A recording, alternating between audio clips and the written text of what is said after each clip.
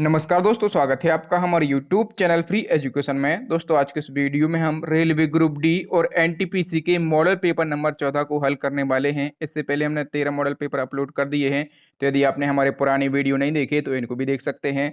और दोस्तों ये जो मॉडल पेपर है इसको हमने ग्रुप डी और एनटीपीसी की सिलेबस के अकॉर्डिंग डिजाइन किया है। इसमें हमने जनरल नॉलेज और जनरल साइंस और करंट अफेयर्स से रिलेटेड मोस्ट इंपॉर्टेंट 25 क्वेश्चन को सिलेक्ट किया है। और दोस्तों ये जो 25 क्वेश्चन है ये काफी अच्छे लेवल के क्वेश्चन है, इंपॉर्टेंट क्वेश्चन है। ये 25 क्वेश्चन जो हैं ये प्रीवियस कई एग्जामों में पूछे गए हैं और इन क्वेश्चन को हम बिल्कुल डिटेल में विथ एक्स्ट्रा फैक्ट के साथ में हल करेंगे ताकि आपको याद करने की या फिर रटने की जरूरत ना पड़े। तो चलिए फटाफट से शुरू कर लेते हैं। नंबर फर्स्ट क्वेश्चन है, जब पृथ्वी सूर्य के सबसे नजदीक होती है तो उस समय की स्थिति को क्या कहते हैं। तो देखिए दोस्तों, जितने भी क्वेश्चन इस वीडियो लेक्चर में लाया हूं, यदि आपको पहले से किसी क्वेश्चन का आंसर पता है तो वीडियो को पॉज करके अपना आंसर लगाएं। इसके बाद मैं आंसर बताऊंगा और क्वेश्चन के रिलेशन में जितने भी एक्स्ट्रा फैक्ट बन सकते हैं सभी को समझाऊंगा। तो देखिए दोस्तों, मैं आपको समझा दूं, डायग्राम के माध्यम से समझा देता हूं। देखिए जो हमारी पृथ्वी है ये सूर्य के चारों ओर दीर्घवृत्तीय कक्षा में परिक्रमा करती है। आप लोग जानते होंगे ये क्या है, ये सूर्य है, ठीक है। और ये हमारी पृथ्वी यानी कि अर्थ है, और जो हमारी पृथ्वी है ये सूर्य के चारों ओर जो है दीर्घवृत्तीय कक्षा में परिक्रमा करती है, ठीक है। और परिक्रमा करते समय जब पृथ्वी हमारी सूर्य के सबसे ज्यादा पास में आ जाती है तो इस स्थिति को क्या कहा जाता है। तो इस स्थिति को कहा जाता है पेरीहेलियन। क्या कहा जाता है, पेरीहेलियन कहा जाता है। और हिंदी में आप लोग जानते होंगे शायद, हिंदी में इसको क्या कहा जाता है, तो हिंदी में जो है इसको उपसौर कहा जाता है, ठीक है। लेकिन आपको इंग्लिश नेम जरूर याद रखना है क्योंकि कई बार जो है इस प्रकार के ऑप्शन आपके एग्जाम में रख दिए जाते हैं जहां पर हिंदी नेम नहीं लिखा होता, ठीक है।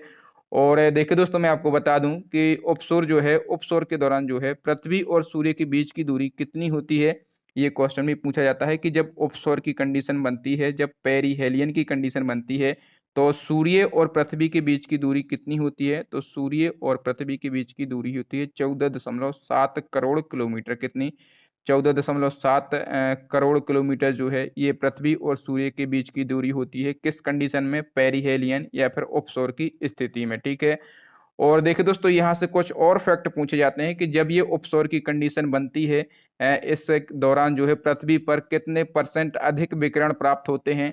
तो देखो दोस्तों, जब ये उपसौर की कंडीशन बनती है तब पृथ्वी पर जो है 7% सूर्य विकिरण अधिक प्राप्त होते हैं। कितने परसेंट, 7% सूर्य विकिरण अधिक प्राप्त होते हैं जब ये उपसौर की कंडीशन बनती है। यानी कि जब पृथ्वी जो है सूर्य के सबसे ज्यादा पास में होती है तो सौर विकिरण कितने परसेंट अधिक मिलते हैं पृथ्वी को, तो 7% अधिक मिलते हैं, ठीक है। और क्या क्वेश्चन बन सकता है यहाँ से, एक और क्वेश्चन बनता है कि जो ऑफशोर की स्थिति होती है ये किस तारीख को होती है। तो जो ऑफशोर की स्थिति होती है ये होती है 3 जनवरी को। कब होती है, 3 जनवरी को जो है ये ऑफशोर की स्थिति बनती है।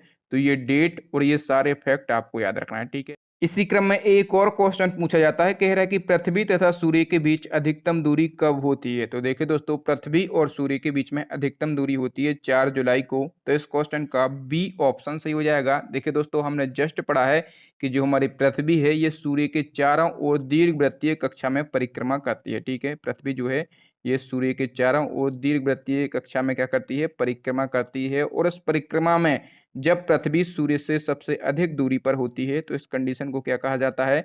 तो हिंदी में जो है इस स्थिति को कहा जाता है अपसौर। क्या कहा जाता है, अपसौर इसको कहा जाता है। और अपसौर को इंग्लिश में क्या कहा जाता है, तो एपिलियन कहा जाता है, ठीक है, एपिलियन कहा जाता है। और देखो दोस्तों, जब ये अपसौर की स्थिति बनती है तब पृथ्वी और सूर्य के बीच में औसत दूरी कितनी होती है। तब इसके बीच में औसत दूरी होती है 15.2 करोड़ किलोमीटर। कितनी होती है, 15.2 करोड़ किलोमीटर इनके बीच में दूरी होती है अपसौर की स्थिति में, ठीक है। और देखो दोस्तों, जब अपसौर की स्थिति बनती है तो 7% कम सूर्य विकिरण प्राप्त होते हैं पृथ्वी को, ठीक है। जब अपसौर की कंडीशन बनती है तो पृथ्वी को जो है सूर्य से कितने परसेंट कम सूर्य विकिरण प्राप्त होते हैं। तो आप कहेंगे 7% कम सूर्य विकिरण प्राप्त होते हैं, ठीक है। जब अपसौर की कंडीशन बन रही थी तब 7% अधिक मिल रहे थे, लेकिन अपसौर की कंडीशन बन रही है तो 7% कम मिल रहे हैं, ठीक है। तो मैं आशा करता हूं आप ऑफशोर और अपशोर समझ गए होंगे। और यदि आपके एग्जाम में अब ऑफशोर और अपशोर से क्वेश्चन पूछे जाते हैं तो आप क्वेश्चन को सही करके आएंगे। तो चलिए नेक्स्ट क्वेश्चन देख लेते हैं। नंबर थर्ड क्वेश्चन है, 22 सितंबर 2020 को असालता वावगांवकर का निधन हो गया है, वह कौन थी। तो देखो दोस्तों, जो असालता वावगांवकर हैं आप लोग देख पा रहे होंगे, ये उनकी फोटो है। और रिसेंटली ही 22 सितंबर 2020 को कोरोना वायरस की वजह से इनका निधन हो गया है, ठीक है। और इनका निधन हो गया है 79 ईयर की एज में। और देखिए दोस्तों, ये हिंदी और मराठी फिल्मों में काम करने वाली अभिनेत्री थी, ठीक है। तो ये मराठी अभिनेत्री थी। तो इस क्वेश्चन का ए ऑप्शन सही हो जाएगा। नंबर 4 क्वेश्चन है, एनटीआरओ का नया चीफ किसे नियुक्त किया गया है? तो ये भी मोस्ट इंपॉर्टेंट क्वेश्चन है। तो देखिए दोस्तों, जो एनटीआरओ है इसका नया चीफ नियुक्त किया गया है अनिल धस्माना को। किसको? अनिल धस्माना को नियुक्त किया गया है। तो इस क्वेश्चन का ए ऑप्शन सही हो जाएगा। देखिए दोस्तों, अनिल धस्माना का नाम आप लोगों ने सुना होगा। तो जो अनिल धस्माना है ये इससे पहले राके चीफ थे, ठीक है। ये राके चीफ थे। और देखो दोस्तों, इन्होंने किसका स्थान लिया है? तो इन्होंने सतीश झा का स्थान लिया है, ठीक है। और यहाँ पर बात हुई है एनटीआरओ की। तो ये एनटीआरओ ये क्या है? तो देखो दोस्तों, इसका फुल फॉर्म क्या होता है? एनटीआरओ का फुल फॉर्म होता है नेशनल टेक्निकल रिसर्च ऑर्गेनाइजेशन, ठीक है। ये जो एनटीआरओ है एक तकनीकी खुफिया एजेंसी है, ठीक है। एनटीआरओ एक तकनीकी खुफिया एजेंसी है जो प्रधानमंत्री कार्यालय में राष्ट्रीय सुरक्षा सलाहकार के अधीन होती है। जो राष्ट्रीय सुरक्षा सलाहकार है इसके अधीन होती है एनटीआरओ, ठीक है। इसकी स्थापना कब की गई थी? तो 2004 में इसकी स्थापना की गई थी। और इसका हेडक्वार्टर कहाँ पर है? तो न्यू दिल्ली में इसका हेडक्वार्टर स्थित है। तो चलिए नेक्स्ट क्वेश्चन देख लेते हैं। नंबर 5 क्वेश्चन है, निम्नलिखित में से कौन गुरु नानक देव का उत्तराधिकारी था? तो गुरु नानक देव का उत्तराधिकारी कौन था? तो गुरु अंगद थे। तो इस क्वेश्चन का ए ऑप्शन सही हो जाएगा। देखिए दोस्तों, जो गुरु नानक देव हैं इनकी हम बात कर लेते हैं। ये कौन है? तो ये सिख धर्म के संस्थापक थे, ठीक है। ये सिख धर्म के संस्थापक थे और ये सिख धर्म के पहले गुरु थे, ठीक है। और यहाँ से क्वेश्चन पूछा जाता है कि लंगर व्यवस्था की जो प्रणाली है ये किसने की थी? तो लंगर या फिर पंगत, ठीक है। यहाँ पर मैं आपको बता दूं कि लंगर और पंगत व्यवस्था किसने शुरू की थी? तो लंगर और पंगत व्यवस्था शुरू की थी गुरु नानक देव ने, ठीक है। और इसकी शुरुआत कब की गई थी? तो 1539 में जो है लंगर और पंगत व्यवस्था की शुरुआत की गई थी। और इनकी मृत्यु के बाद जो है गुरु अंगद देव कौन बने थे? उत्तराधिकारी बने थे, ठीक है। तो ये सारी बातें आपको याद रखना है। तो चलिए नेक्स्ट क्वेश्चन देख लेते हैं। नंबर 6 क्वेश्चन है, हाल ही में कोलकाता पोर्ट ट्रस्ट का नाम बदलकर क्या रखा गया है? तो कोलकाता पोर्ट ट्रस्ट का नाम बदलकर रखा गया है श्यामा प्रसाद मुखर्जी पोर्ट। तो इस क्वेश्चन का डी ऑप्शन सही हो जाएगा। देखो दोस्तों, यहाँ पर बात हुई है श्यामा प्रसाद मुखर्जी की। तो जो श्यामा प्रसाद मुखर्जी हैं ये कौन है? तो ये फेमस राजनेता थे और शिक्षाविद थे और बैरिस्टर भी थे, ठीक है। और देखो दोस्तों, ये पंडित जवाहरलाल नेहरू की सरकार में उद्योग व आपूर्ति मंत्री भी रहे थे। और जो श्यामा प्रसाद मुखर्जी हैं, यहाँ से मोस्ट इम्पॉर्टेंट फैक्ट हमें याद रखना है कि इन्होंने जो है 1951 में, ठीक है, इन्होंने 1951 में भारतीय जनसंघ की स्थापना की थी, ठीक है। भारतीय जनसंघ की स्थापना किसने की थी? तो श्यामा प्रसाद मुखर्जी ने की थी। और यही भारतीय जनसंघ जो है आगे आगे जाके बीजेपी पार्टी बना, ठीक है। ये आपको याद रखना है। तो चलिए नेक्स्ट क्वेश्चन देख लेते हैं। नंबर 7 क्वेश्चन है, निम्न में से कौन भारत के लेक डिस्ट्रिक्ट के नाम से जाना जाता है? तो भारत के लेक डिस्ट्रिक्ट के नाम से कौन जाना जाता है? तो नैनीताल, नैनीताल जाना जाता है, ठीक है। नैनीताल जो है ये उत्तराखंड का एक जिला है और उसको लेक डिस्ट्रिक्ट ऑफ इंडिया के नाम से जाना जाता है। नेक्स्ट क्वेश्चन है, इनमें से कौन कंप्यूटर भाषा नहीं है? तो देखिए दोस्तों, इन चार में से आपको बताना है कि इनमें से कौन सी एक कंप्यूटर लैंग्वेज नहीं है। तो जो बेसिक है एक कंप्यूटर लैंग्वेज है, कोबोल भी कंप्यूटर लैंग्वेज है, जो फोर्ट्रान है ये भी एक कंप्यूटर लैंग्वेज है, लेकिन जो आईबीएम है ये कंप्यूटर लैंग्वेज नहीं है। आईबीएम क्या है? तो आईबीएम एक कंपनी है, ठीक है। इसका फुल फॉर्म क्या होता है? तो जो आईबीएम है इसका फुल फॉर्म होता है इंटरनेशनल बिजनेस मशीन, ठीक है। क्या है? एक कंपनी है। और इसकी स्थापना कब की गई थी? तो 1911 में इस कंपनी की स्थापना की गई थी। और जो आईबीएम कंपनी है इसका हेडक्वार्टर कहाँ पर है? तो न्यूयॉर्क में इसका हेडक्वार्टर स्थित है। नंबर 9 क्वेश्चन है, महाराष्ट्र सरकार के द्वारा मुंबई सेंट्रल रेलवे स्टेशन का नाम बदलकर क्या रख दिया गया है? तो देखो दोस्तों, मुंबई सेंट्रल रेलवे स्टेशन का नाम बदलकर रख दिया गया है नाना शंकर सेठ स्टेशन। तो इस क्वेश्चन का ए ऑप्शन सही हो जाएगा। और देखो दोस्तों, ये जो मुंबई सेंट्रल रेलवे स्टेशन का नाम है ये नाना शंकर सेठ के नाम पर क्यों रखा गया? क्योंकि ये जो नाना शंकर सेठ हैं इनके सहयोग से ही मुंबई सेंट्रल रेलवे स्टेशन की स्थापना हुई थी। नेक्स्ट क्वेश्चन देख लेते हैं। नंबर 10 क्वेश्चन है, दादा साहब फाल्के पुरस्कार किस वर्ष स्थापित किया गया था? तो दादा साहब फाल्के पुरस्कार जो है ये स्थापित किया गया था 1969 में। तो इस क्वेश्चन का डी ऑप्शन सही हो जाएगा। और देखो दोस्तों, जो दादा साहब फाल्के पुरस्कार है ये फिल्म जगत का सबसे बड़ा पुरस्कार है, ठीक है। और पहला दादा साहब फाल्के पुरस्कार किसको दिया गया था? तो पहला दादा साहब फाल्के पुरस्कार ये दिया गया था देविका रानी को। किसको? देविका रानी को दिया गया था। और आपको आंसर में कमेंट करके ये जरूर बताना है कि 2020 में दादा साहब फाल्के पुरस्कार किसे दिया गया। मैंने ये क्वेश्चन पहले करवा दिया है। नंबर 11 क्वेश्चन है, प्रथम तमिल संगम का आयोजन कहाँ हुआ था? तो देखिए दोस्तों, प्रथम तमिल संगम का आयोजन हुआ था मदुरई में। कहाँ पर हुआ था? मदुरई में हुआ था। और इसके अध्यक्ष कौन बनाए गए थे? तो अगस्त ऋषि, ठीक है। प्रथम तमिल संगम के अध्यक्ष कौन बनाए गए थे? तो अगस्त ऋषि बनाए गए थे, ठीक है। और आपसे क्वेश्चन ये भी पूछा जाएगा कि जो द्वितीय तमिल संगम है इसका आयोजन कहाँ पर हुआ था? तो द्वितीय तमिल संगम का आयोजन हुआ था कपाटपुरम में। कहाँ पर हुआ था? कपाटपुरम में हुआ था। और आपसे ये भी क्वेश्चन पूछा जाएगा कि तृतीय तमिल संगम का आयोजन कहाँ पर हुआ था? तो तृतीय तमिल संगम का आयोजन हुआ था मदुरई में, ठीक है। तो मदुरई में जो है फर्स्ट तमिल संगम का आयोजन हुआ था और थर्ड तमिल संगम का आयोजन हुआ था, ठीक है। और सेकंड का कहाँ पर हुआ था? तो कपाटपुरम में हुआ था। तो यहाँ से 3 फैक्ट आपको याद रखना है। इसी क्रम में एक और क्वेश्चन आपसे पूछा जाएगा कि तृतीय तमिल संगम का अध्यक्ष कौन था? तो देखो दोस्तों, मैंने आपको रिसेंटली ही बताया है कि तृतीय तमिल संगम का आयोजन कहाँ पर हुआ था। तो तृतीय तमिल संगम का आयोजन हुआ था मदुरई में, ठीक है। और इसके अध्यक्ष कौन बनाए गए थे? तो इसके अध्यक्ष बनाए गए थे नक्कीरर। तो इस क्वेश्चन का ए ऑप्शन सही हो जाएगा। याद रखना, ये क्वेश्चन पूछा जाता है। और देखो दोस्तों, यहाँ से मोस्ट इम्पोर्टेंट फैक्ट पूछा जाता है कि किस तमिल संगम को तमिल साहित्य का स्वर्णयुग कहा जाता है, ठीक है।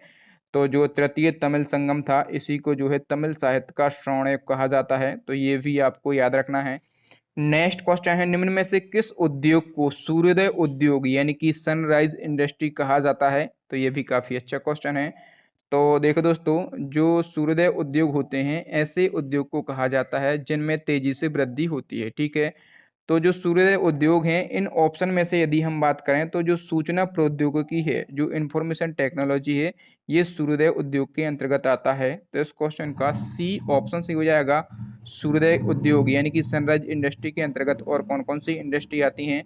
तो जो मैंने आपको बताया है कि इंफॉर्मेशन टेक्नोलॉजी यानी कि जो आईटी सेक्टर है ये आता है। और क्या आता है? तो जो ईंधन उत्पादन होता है, ठीक है, इसको हम बोलते हैं फ्यूल प्रोडक्शन। तो ये भी आता है। और जो खाद्य उत्पादन होता है जिसको हम क्या बोलते हैं? तो इसको हम बोलते हैं फूड प्रोडक्शन, ठीक है। ये फ्यूल प्रोडक्शन है यानी कि ईंधन उत्पादन है। और ये क्या है? तो ये फूड प्रोडक्शन यानी कि खाद्य उत्पादन है, ठीक है। तो ये 3 चीजें जो हैं ये सूर्योदय उद्योग के अंतर्गत आती हैं। नेक्स्ट क्वेश्चन है, खरीफ कृषि ऋतु कब से कब तक होती है? तो देखिए दोस्तों, इस प्रकार के भी क्वेश्चन पूछे जाते हैं कि कौन सी फसल किस ऋतु में उपयुक्त होती है। तो जो खरीफ की फसल है ये जून से सितंबर तक होती है। तो इस क्वेश्चन का ए ऑप्शन सही हो जाएगा। नंबर 15 क्वेश्चन है, डॉक्टर भीमराव अंबेडकर ने संविधान का हृदय और आत्मा किसे कहा था? तो देखो दोस्तों, ये क्वेश्चन जो है ये मोस्ट इंपोर्टेंट क्वेश्चन है और इसको बड़े ध्यान से समझिएगा। तो देखो दोस्तों, अंबेडकर साहब ने संविधान का हृदय और आत्मा कहा था संवैधानिक उपचारों के अधिकार को।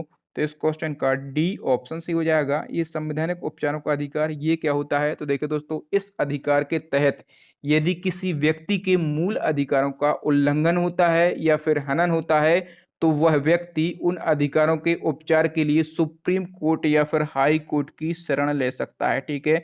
सुप्रीम कोर्ट या फिर हाई कोर्ट की शरण ले सकता है वो व्यक्ति। तो यहाँ से क्वेश्चन ये भी बनते हैं कि यदि किसी व्यक्ति के मूल अधिकारों का हनन होता है तो वो किस अनुच्छेद के तहत सुप्रीम कोर्ट जाता है? तो वो व्यक्ति जो है अनुच्छेद 32 के तहत सुप्रीम कोर्ट जा सकता है, ठीक है। और यदि किसी व्यक्ति के मूल अधिकारों का हनन होता है तो वो किस अनुच्छेद के अंतर्गत हाई कोर्ट जा सकता है? तो आप कहेंगे अनुच्छेद 226 के तहत जो है वो हाई कोर्ट जा सकता है, ठीक है।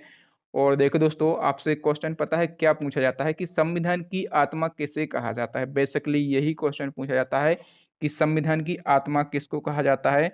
तो संविधान की आत्मा कहा जाता है प्रस्तावना को, ठीक है। प्रस्तावना को संविधान की आत्मा कहा जाता है। लेकिन यहाँ पर पूछा गया है कि डॉक्टर साहब अंबेडकर ने संविधान का हृदय और आत्मा किसको कहा है? तो आप कहेंगे संवैधानिक उपचारों के अधिकार को कहा है, ठीक है। तो ये सारी बातें आपको याद रखना है। और किस प्रकार के आपके एग्जाम में क्वेश्चन बनते हैं मैं आपको वो भी बता देता हूँ। तो वो भी आपको समझते चलना है।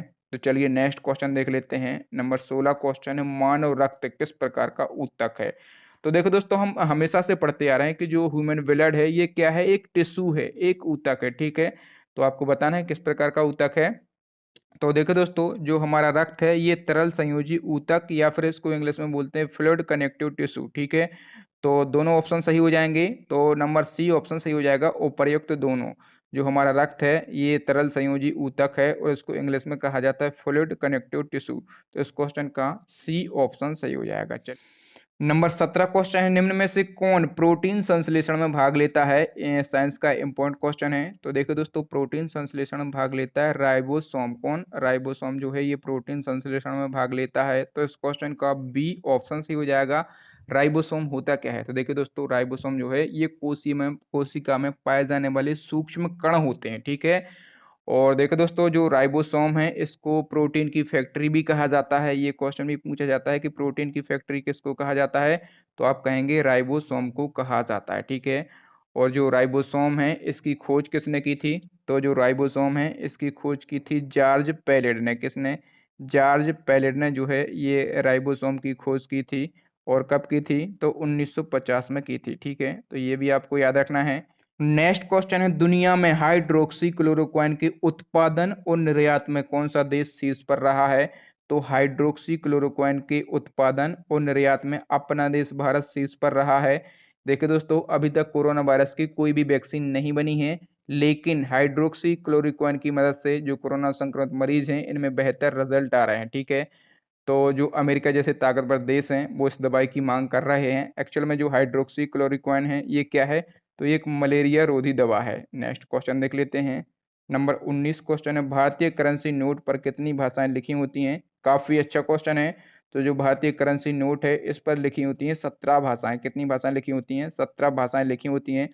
देखिए दोस्तों, कई बार जो है कुछ साल पहले तक इसमें 15 भाषाएं लिखी होती थी, ठीक है। कुछ साल पहले तक इसमें 15 भाषाएं लिखी होती थी, लेकिन यदि हम वर्तमान कंडीशन की बात करें तो वर्तमान कंडीशन में हिंदी और अंग्रेजी के अलावा इसमें 15 भाषाएं और लिखी होती हैं, ठीक है। तो टोटल कितनी भाषाएं लिखी होती हैं? टोटल 17 भाषाएं लिखी होती हैं।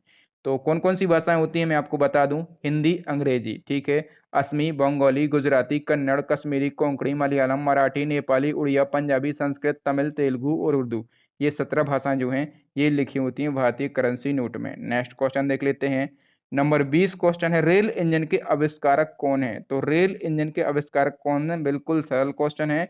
तो रेल इंजन के आविष्कारक हैं जॉर्ज स्टीफेंस। कौन है? जॉर्ज स्टीफेंस हैं। सी ऑप्शन सही हो जाएगा। चलिए नेक्स्ट क्वेश्चन देख लेते हैं। नंबर 21 क्वेश्चन है, उत्तर और दक्षिण भारत को कौन सी पर्वत श्रृंखला पृथक करती है? तो देखो दोस्तों, नॉर्थ एंड साउथ इंडिया को जो पर्वत रेंज डिवाइड करती है उसका क्या नाम है? तो उसका नाम है विंध्य रेंज। तो इस क्वेश्चन का ए ऑप्शन सही हो जाएगा। चलिए नेक्स्ट क्वेश्चन देख लेते हैं। नंबर 22 क्वेश्चन है, किसने कहा था दिल्ली अभी दूर है? तो दिल्ली अभी दूर है ये कहा था निजामुद्दीन औलिया ने। किसने कहा था? निजामुद्दीन औलिया ने कहा था। ये क्वेश्चन पूछा गया था प्रीवियस एसएससी का जब एग्जाम हुआ था वहां पर ये क्वेश्चन पूछा गया था, ठीक है। तो याद रखेंगे, दिल्ली अभी दूर है किसने कहा था? निजामुद्दीन औलिया ने कहा था। नेक्स्ट क्वेश्चन है, भारत के पहले क्रिकेट टेस्ट टीम के कप्तान कौन थे? तो भारत के पहले क्रिकेट टेस्ट टीम के कप्तान थे, उनका नाम था सी के नायडू। तो इस क्वेश्चन का डी ऑप्शन सही हो जाएगा। और देखो दोस्तों, सी के नायडू के ही नाम पर क्रिकेट में सी के नायडू ट्रॉफी दी जाती है, ठीक है। सी के नायडू ट्रॉफी किस खेल से संबंधित है? क्वेश्चन आपसे पूछा जाता है तो आप कहेंगे ये क्रिकेट से संबंधित है। नेक्स्ट क्वेश्चन है, हाल ही में किसे जम्मू कश्मीर का नया उपराज्यपाल नियुक्त किया गया है? तो जम्मू कश्मीर का नया उपराज्यपाल नियुक्त किया गया है मनोज सिन्हा को। तो इस क्वेश्चन का सी ऑप्शन सही हो जाएगा। देखिए दोस्तों, जम्मू कश्मीर के पहले उपराज्यपाल कौन थे? तो जम्मू कश्मीर के पहले उपराज्यपाल थे जीसी मुर्मू, ठीक है। या फिर इनका पूरा नाम क्या था? गिरीश चंद्र मुर्मू इनका पूरा नाम था। और इनको जो है अब क्या बना दिया गया है? तो जो जीसी मुर्मू हैं, जो गिरीश चंद्र मुर्मू हैं, इनको इंडिया का नया कैग बना दिया गया है, ठीक है। यानी कि नियंत्रक एवं महालेखा परीक्षक बना दिया गया है। और इनकी जगह पर जो है मनोज सिन्हा जो हैं ये जम्मू कश्मीर के नए उपराज्यपाल बन गए हैं। ये मनोज सिन्हा की फोटो है, ठीक है। तो चलिए नेक्स्ट क्वेश्चन देख लेते हैं। नंबर 25 क्वेश्चन है, तट रेखा के बढ़ते लंबाई के अनुसार राज्यों को सजाएं। तो देखो दोस्तों, समुद्री तटीय क्षेत्र के आधार पर हमें राज्यों को सजाना है। तो आप लोग जानते होंगे कि भारत के 9 राज्य जो हैं ये समुद्री तटीय क्षेत्र पर स्थित हैं, ठीक है। और सबसे लंबी तटरेखा वाला राज्य कौन सा है? तो सबसे लंबी तटरेखा वाला राज्य गुजरात, उसके बाद है आंध्र प्रदेश, उसके बाद है तमिलनाडु और उसके बाद है महाराष्ट्र। ठीक है, तो इस क्वेश्चन का बी ऑप्शन सही हो जाएगा।